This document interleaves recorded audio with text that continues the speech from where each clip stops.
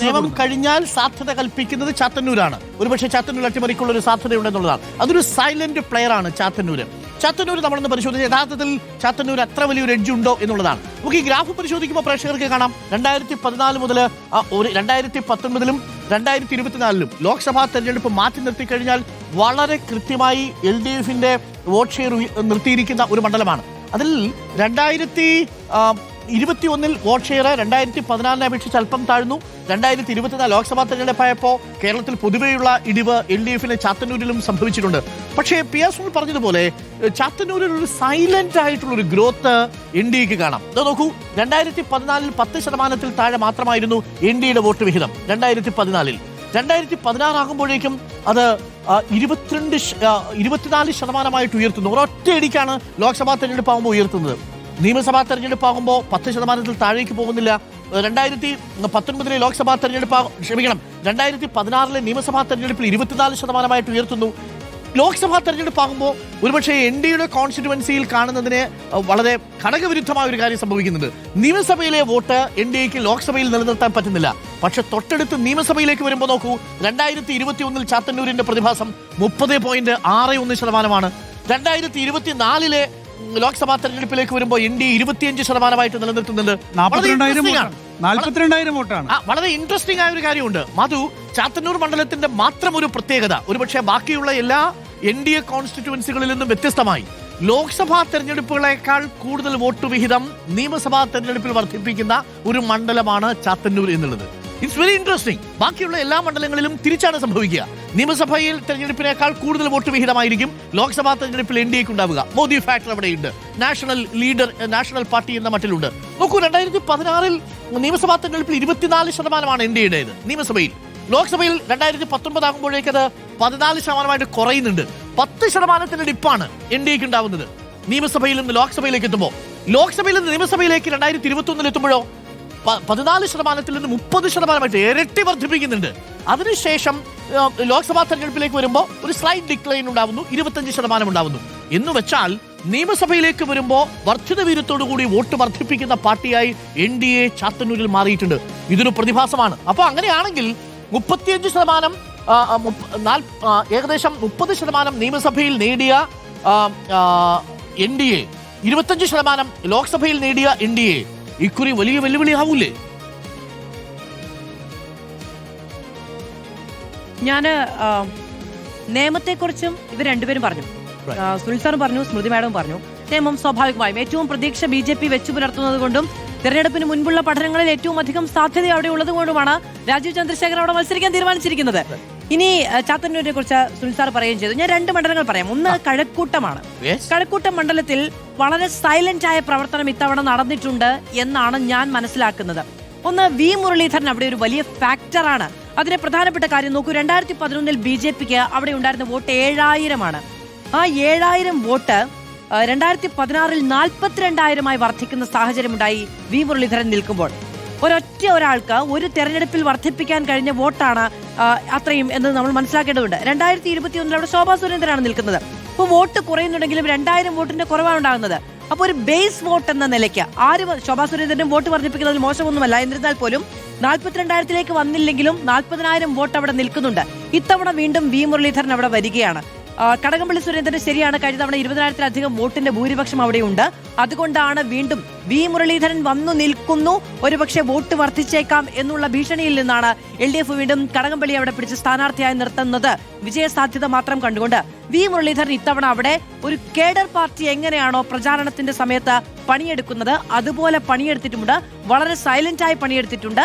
മാത്രമല്ല, യാതൊരു വിവാദങ്ങളിലേക്കോ ഈ തെരഞ്ഞെടുപ്പിന്റെ പ്രചാരണത്തിലെ വലിയ ആഘോഷ കാഴ്ചകളിലേക്കൊന്നും പോകാതെ വളരെ സൈലന്റായി വളരെ ഡീപ്പ് റൂട്ടിൽ അവിടെ പണിയെടുത്തിട്ടുണ്ടെന്നാണ് ഞാൻ മനസ്സിലാക്കുന്നത്.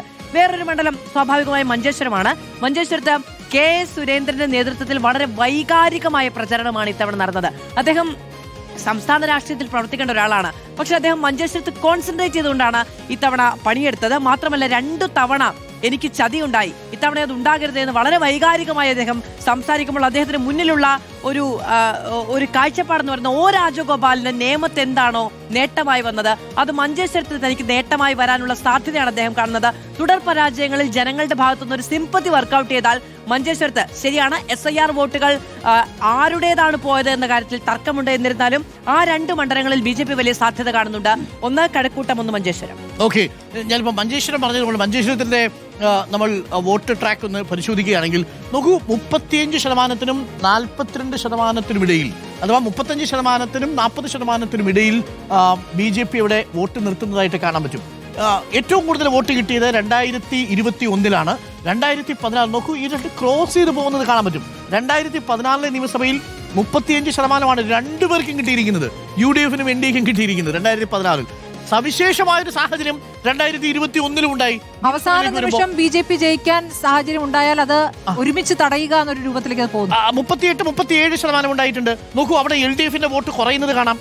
LDF-ന്റെ വോട്ട് അവിടെ കുറയുന്നു. അവിടെ BJP NDA-യുടെ വോട്ട് 37%-ആയിട്ട് മാറുന്നു. ഈ 35% ഉണ്ടായിരുന്ന 2016 അവസ്ഥയിൽ നിന്ന് 2021-ലേക്ക് എത്തുമ്പോൾ 37%-ആയിട്ട് മഞ്ചേശ്വരത്തിൽ വോട്ട് വർദ്ധിക്കുന്നുണ്ട്. എന്നാൽ ലോക്സഭാ തെരഞ്ഞെടുപ്പിൽ 2024-ലെ ലോക്സഭാ തെരഞ്ഞെടുപ്പിൽ പക്ഷേ മഞ്ചേശ്വരം തിരിച്ചാണ് ചിന്തിച്ചത്. മഞ്ചേശ്വരത്തിൽ കുറയുകയാണ് ചെയ്യുന്നത്. 34%-ലേക്ക് തിരിച്ചു പോകുന്നു. അവിടെ 45%-ലേക്ക് UDF ഉയരുന്നതായിട്ട് കാണാം.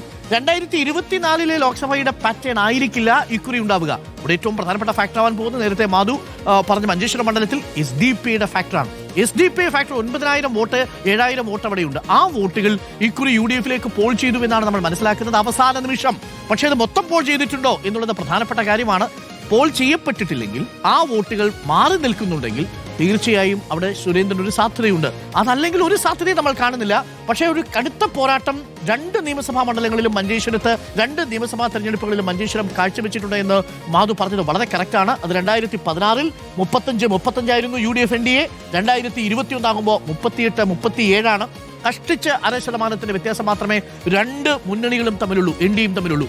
അങ്ങനെ നോക്കിയാൽ ഒരു പക്ഷേ നേമത്തേക്കാൾ, കഴക്കൂട്ടത്തേക്കാൾ ടൈറ്റ് കോമ്പറ്റീഷൻ നിയമസഭാ തെരഞ്ഞെടുപ്പിൽ നടക്കുന്ന മണ്ഡലമായിരിക്കും മഞ്ചേശ്വരം എന്ന കാര്യത്തിൽ സംശയമില്ല. അതൊരു വളരെ പ്രധാനപ്പെട്ട കാര്യം. മാത്രമല്ല, കേരളത്തിൽ ഏറ്റവും കൂടുതൽ ഹിന്ദു വോട്ടുകൾ ഒരുമിച്ച് കൂട്ടത്തോടെ BJP-യിലേക്ക് വോട്ട് ചെയ്യുന്ന മണ്ഡലം, ഹിന്ദു ഭൂരിപക്ഷ വോട്ടുകൾ NDA-യിലേക്ക് ഏറ്റവും കൂടുതൽ പോൾ ചെയ്യപ്പെടുന്ന മണ്ഡലമാണ് മഞ്ചേശ്വരം മണ്ഡലം എന്നുള്ളതാണ് വാസ്തവം.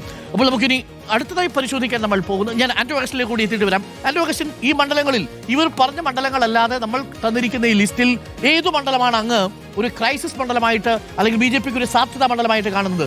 ചിലർ തിരുവല്ല പറയുന്നുണ്ട്, ചിലർ പാലക്കാട് പറയുന്നുണ്ട്, ചിലർ പൂഞ്ഞാറും പറയുന്നുണ്ട്. അതിനകത്ത് നേമവും അതുപോലെ തന്നെ കാസർഗോഡ് മണ്ഡലവുമാണ് ഇപ്പം ഏറ്റവും പ്രധാനപ്പെട്ട കാര്യമായിട്ട് ഞാൻ കാണുന്നത്. അതിൻ്റെ അകത്ത് ഈ മഞ്ചേശ്വരത്തെ സംബന്ധിച്ചിടത്തോളം ഏറ്റവും പ്രധാനപ്പെട്ട കാര്യം, LDF UDF അവിടെ BJP അധികാരത്തിൽ വരരുത് എന്നുള്ള നിലയിൽ പ്രവർത്തിച്ചു എന്നുള്ളതാണ് ഞാൻ വിചാരിക്കുന്നത്. അല്ലെങ്കിൽ അവിടെ LDF-ന്റെ സ്ഥാനാർത്ഥിയായി ഷാനവാസ് പാദൂർ വന്നേനെ. ഷാനവാസ് പാദൂർ വന്നിരുന്നെങ്കിൽ അവിടെ കെ സുരേന്ദ്രന് ജയിക്കാനുള്ള എല്ലാ സാധ്യതകളും ഉണ്ടായിരുന്നു. പക്ഷേ എങ്കിൽ കൂടെ വലിയ രീതിയിൽ ഈ കെ സുരേന്ദ്രന് ജയിച്ച് കയറാൻ കഴിയുമെന്നാണ് അദ്ദേഹം വിശ്വസിക്കുന്നത്. കാരണം എന്തുകൊണ്ടാണ്, ഈ എല്ലാ പ്രാവശ്യം കഴിഞ്ഞ മുൻ സംസ്ഥാന അധ്യക്ഷനാണ് കെ സുരേന്ദ്രൻ. അദ്ദേഹം വലിയ രീതിയിൽ സംസ്ഥാനത്തെ എല്ലാ സ്ഥലത്തും നടന്ന് പ്രവർത്തിക്കേണ്ട ആളായിരുന്നു. പക്ഷേ അദ്ദേഹം ഈ മഞ്ചേശ്വരം മണ്ഡലത്തേക്ക് ചുരുങ്ങി എന്നുള്ള കാര്യത്തെക്കുറിച്ച് നോക്കുമ്പോൾ കാരണം അദ്ദേഹം കഴിഞ്ഞ പ്രാവശ്യം മത്സരിച്ചതാണ്, അതിന് മുൻപത്തെ പ്രാവശ്യം മത്സരിച്ചതാണ്. അദ്ദേഹത്തെ അവിടുത്തെ എല്ലാ കാര്യങ്ങളും നല്ല രീതിയിൽ ധാരണയുണ്ട്. അപ്പോൾ അദ്ദേഹം ഒരു പോക്കറ്റിലെ വോട്ട് പോലും ചോരരുത് എന്നുള്ള നിലയിലേക്കാണ് പ്രവർത്തിച്ചിട്ടുണ്ട്. അതുകൊണ്ട് ഞാൻ വിചാരിക്കുന്നത് ഈ മഞ്ചേശ്വരവും ശക്തമായി BJP ജയിച്ച് കയറാൻ സാധ്യതയുള്ള മണ്ഡലമാണ്. അതുപോലെ തന്നെ നേമവും വലിയ രീതിയിൽ വിജയിച്ച് കയറാൻ സാധ്യതയുള്ള മണ്ഡലമായിട്ട് ഞാൻ കാണുന്നത്. പക്ഷേ നേമത്തെ സംബന്ധിച്ചിടത്തോളം ഞാൻ വിചാരിക്കുക ഏറ്റവും വലിയ പ്രശ്നം എന്ന് പറയുന്നത് SCR-ൽ 30,000-ലധികം വോട്ടുകൾ വെട്ടിപ്പോയി എന്നുള്ളതാണ്. ഈ 30,000 അധികം വോട്ടുകൾ വെട്ടിപ്പോയതിൻ്റെ അകത്ത് ഒരു 70% വോട്ടും BJP-യുടെ വോട്ടാണെന്നാണ് ഞാൻ വിചാരിക്കുന്നത്. അങ്ങനെ വെട്ടിപ്പോയി ഇല്ലെങ്കിൽ ഈ രാജീവ് ചന്ദ്രശി ജയിച്ച് കയറാനുള്ള സാധ്യതയുണ്ട്. അതുപോലെ തന്നെയാണ് നിങ്ങൾ പറഞ്ഞതുപോലെ ഈ നമ്മുടെ കാട്ടാക്കടയും അതുപോലെ തന്നെ കഴക്കൂട്ടത്തിലും ഈ പറയുന്ന പോലെ ഈ വി മുരളീധരനായാലും PK കൃഷ്ണദാസ് ആയാലും ഈ പറയുന്ന കെ സുരേന്ദ്രനാണെങ്കിലും എല്ലാം ഈ മണ്ഡലം കേന്ദ്രീകരിച്ച് പ്രവർത്തിച്ച ആൾക്കാരാണ്. പ്രഖ്യാപിക്കുന്നതിന് മുമ്പ് തന്നെ മണ്ഡലം കേന്ദ്രീകരിച്ച് പ്രവർത്തിച്ചാണ്. അതുപോലെ വി മുരളീധരനും അതുപോലെ PK കൃഷ്ണദാസും മണ്ഡലത്തിൽ തന്നെയായിരുന്നു കഴിഞ്ഞ 5 വർഷം എന്ന് പറയുന്നത്. അപ്പോൾ എല്ലാ കേന്ദ്ര പദ്ധതികളും അദ്ദേഹം ചെയ്യാൻ കഴിയുന്ന കാര്യങ്ങൾ മുഴുവൻ ചെയ്തിട്ടുണ്ട്. അപ്പോൾ അതിനെ നമ്മൾ അണ്ടർ എസ്റ്റിമേറ്റ് ചെയ്യേണ്ട. ഈ 2-3 മണ്ഡലങ്ങളിൽ വലിയ സാധ്യതയുണ്ട്. പക്ഷേ ഞാൻ വിചാരിക്കുന്നത് എന്താണെന്ന് പറഞ്ഞാൽ അവിടെ ചെറുതല്ലാത്ത രീതിയിലെങ്കിലും BJP ജയിച്ച് കയറണ്ട എന്ന് LDF UDF വിചാരിച്ചിട്ടുണ്ടെങ്കിൽ അതൊരു വലിയ ബുദ്ധിമുട്ടായി തീരുമെന്നുള്ളതാണ് ഞാൻ വിചാരിക്കുന്നത്. വിജയസാധ്യത ഇല്ലെങ്കിലും ഇത്തവണ BJP-യുടെ മത്സരത്തിൽ ആകാംക്ഷയുടെ എല്ലാവരും നോക്കുന്ന മണ്ഡലമായിരിക്കും പാലാ. Correct, correct. ക്രിസ്ത്യൻ ഞാൻ ഈ ഔട്ട്റീച്ച് കഴക്കൂട്ടം മണ്ഡലത്തിന്റെ കാര്യത്തിൽ പി എസ് വളരെ രസകരമായ ഒരു കാര്യം നേരത്തെ അല്ല, പറഞ്ഞതുപോലെ ഈ പാലയും തിരുവല്ലയും കാര്യമാണ് ഈ രണ്ട് പാലയും തിരുവല്ലയും ഒരു പ്രധാനപ്പെട്ട ഘടകമാണ് കേട്ടോ. ഈ തിരുവല്ല ക്രിസ്ത്യൻ വോട്ട് എത്ര സമാഹരിക്കാൻ BJPക്ക് കഴിഞ്ഞു എന്ന് നോക്കേണ്ടത് ഈ രണ്ട് മണ്ഡലങ്ങളായിരിക്കും. ഓക്കെ, ഈ കഴക്കൂട്ടം മണ്ഡലം നോക്കൂ. കഴക്കൂട്ടം മണ്ഡലത്തിലെ ലോക്സഭാ തെരഞ്ഞെടുപ്പ് വരുന്ന സമയങ്ങളിലെല്ലാം മുകളിലേക്ക് കയറും, നിയമസഭാ തെരഞ്ഞെടുപ്പ് വരുന്ന സമയത്തെല്ലാം NDA താഴേക്ക് പോകും. നോക്കൂ, ആ സമയത്ത് മാത്രമാണ് LDF മുകളിൽ കയറുന്നത്. പ്രത്യേകം ശ്രദ്ധിച്ചോളൂ, LDF 2014 ലോക്സഭാ തെരഞ്ഞെടുപ്പിൽ താഴെയായിരുന്നു. ഏറ്റവും താഴെയാണ് LDF കിടക്കുന്നത്, 28% ഉള്ളൂ.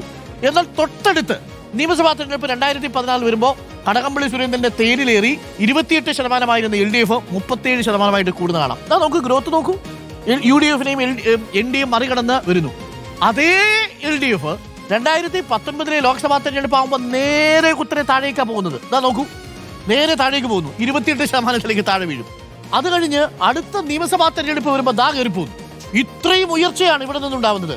അതായത് 2019 ലോക്സഭാ തെരഞ്ഞെടുപ്പിൽ നിന്ന് 28% നിന്ന് നിയമസഭാ തെരഞ്ഞെടുപ്പ് ആകുമ്പോഴേക്കും 46% LDF വോട്ട് വീതം വർദ്ധിപ്പിക്കുന്നുണ്ട്.